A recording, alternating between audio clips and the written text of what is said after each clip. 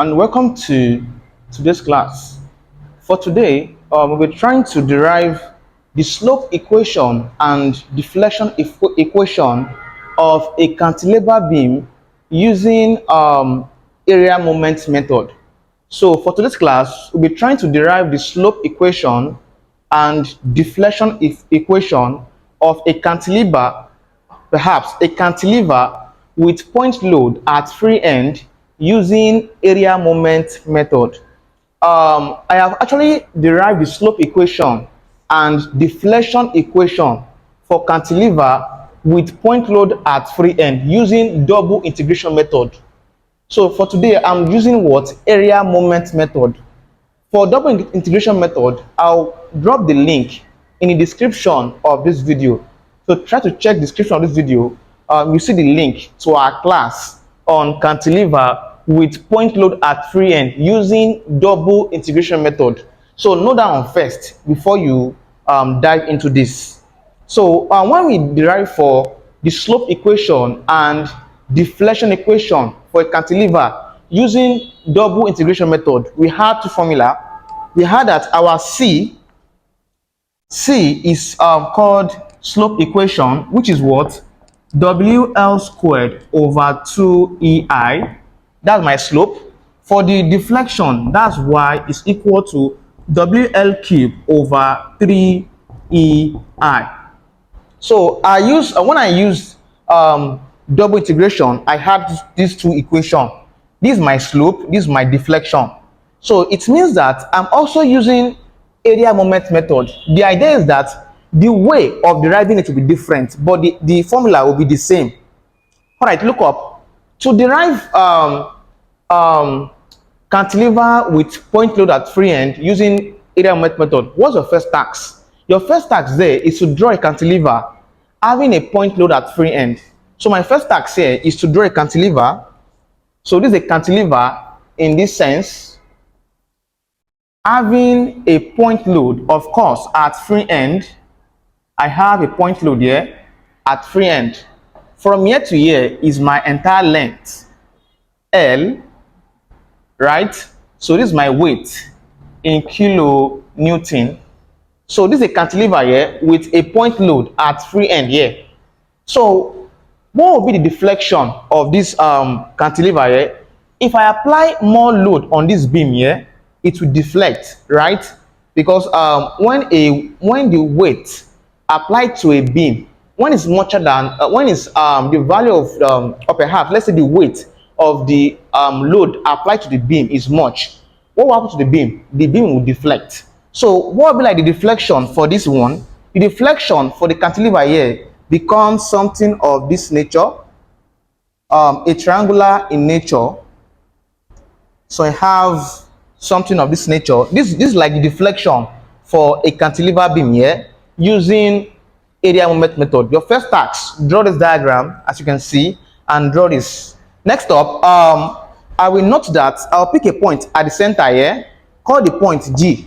The G means what? Center of gravity for this deflection.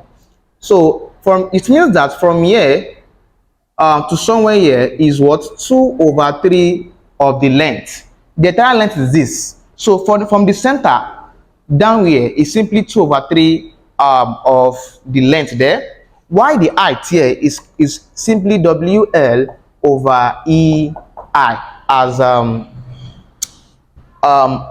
used for derivation. So I have this.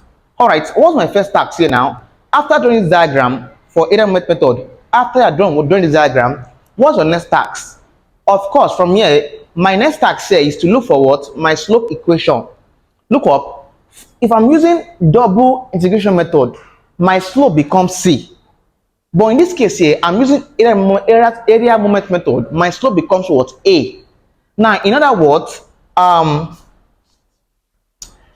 here, if I'm looking for the slope equation, calculating for slope equation. So if I'm to get my slope equation in this case here becomes A. Why? I'm using area moment method. So I'll have that A as my slope is equal to, this is what, a triangle. Of course, what's like the formula for looking for area of a triangle? That's 1/2 times length times times breadth times height. 1/2 breadth times height. Of course, I'll have that my slope, which is equal to the area, 1/2 times, what's my breadth? Look up, oh, my breadth is simply the entire length from here to here, which is L. So I'll have L multiplied by height. In this case, what's my height? My height becomes this. That's WL over EI. WL over EI. In this case, multiplied through, I'll have that A, which is my slope, is equal to 1 times L times WL becomes WL squared, all over 2 times EI becomes 2EI. This is my formula for calculating slope equation for a cantilever with point load at free end. All right, observe two things, please. When it comes to using area moment method, the slope becomes A. For double integration method, the slope there becomes what, there C, but the formula are still what, they are still the same thing. That's like the concept there. All right, let's get slope equation here. Sorry, deflection equation. I've gotten my slope equation here. Note that the SI unit for slope equation for this one here, this SI the SI unit, or perhaps the unit for my slope equation under area moment method becomes what, the radian. So note that radian is simply the SI unit for my slope equation for area moment method here. Let's get for the deflection equation. So calculating for deflection equation,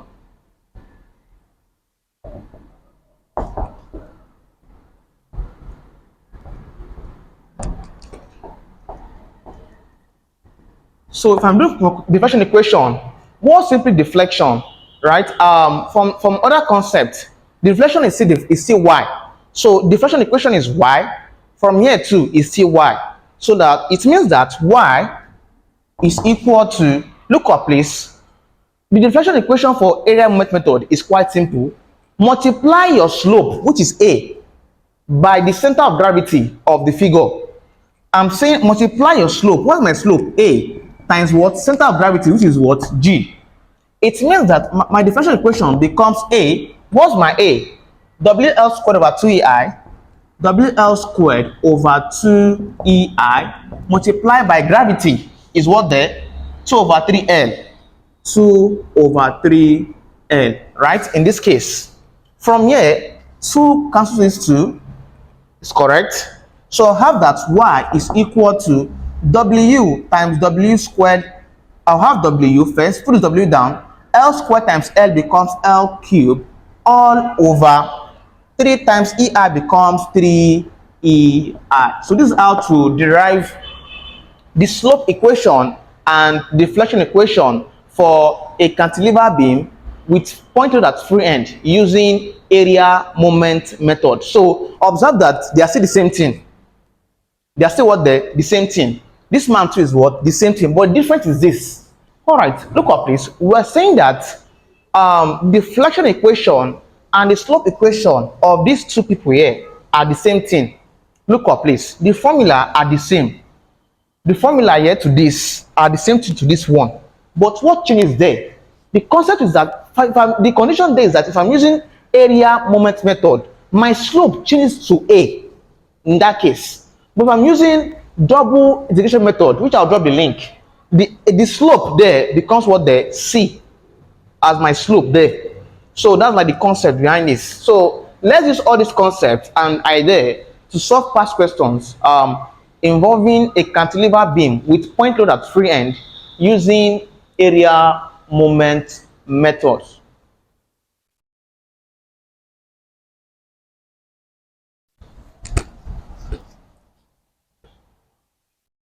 All right, the question says, all right guys, your task is copy down the question and let's solve this question together. A cantilever beam of 5 meter span is subjected to a point load of 43 kilonewton at its free end. Look up, oh, at its free end, this concept. All right, I'm here in a cantilever, and at its free end, from the what I've read out now, I said a cantilever beam of 5 meters span is subjected to a point load of 43 kilonewton at its free end, full stop. Find the slope and deflection of the free end using moment area method. Can you see that now? They'll specify what to use.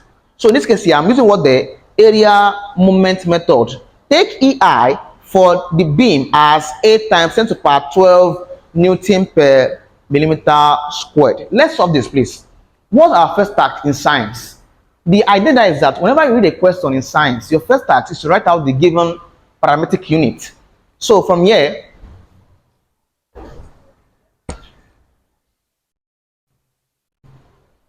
all right, from here, if I'm to write a parameter, what am I given first? From the question there, I'm given that a cantilever beam of 5 meters span. So my span there, that's my length. I'm giving that solution. I'm giving my length. That's L, is what the 5 meter.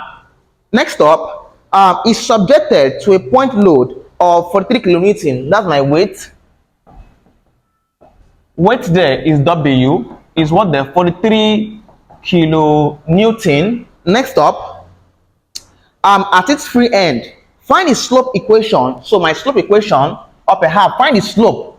So my slope, that's A, unknown, and deflection, that's Y. Deflection, that's my Y, is unknown. Using moment area method, right? So take EI. I'm given the value for EI as 8 times 10 to the power 12 Newton per millimeter squared.